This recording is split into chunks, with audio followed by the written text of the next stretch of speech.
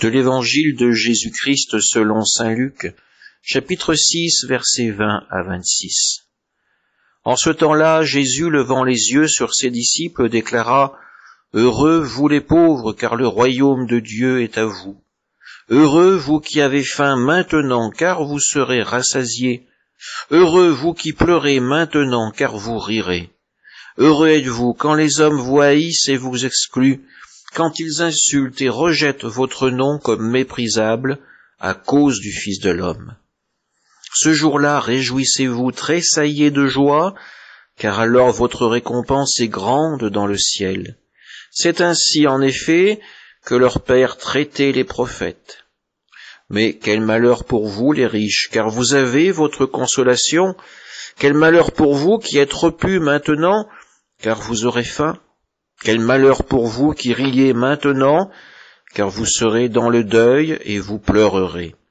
Quel malheur pour vous lorsque tous les hommes disent du bien de vous. C'est ainsi en effet que leur Père traitait les faux prophètes. Acclamons la parole de Dieu. Heureux, heureux ceux qui vont faire le choix de suivre Jésus. Heureux ceux qui vont voir en lui le véritable Fils de Dieu. Heureux ceux qui vont oser prendre leur croix pour le suivre. Oui, Jésus nous parle en vérité. Suivre le Fils de Dieu, c'est s'exposer à la haine du monde, être méprisé. Mais Jésus nous le dit, c'est le sort qu'ont connu tous les prophètes, tous ceux qui ont désiré être fidèles à la parole du Seigneur et agir en véritable enfant de Dieu.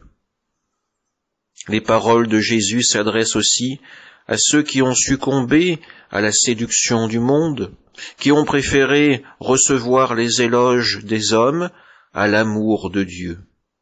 Oui, leur vie sera peut-être plus facile, mais ils finiront comme les faux prophètes, adulés des hommes, mais peut-être bien oubliés de Dieu.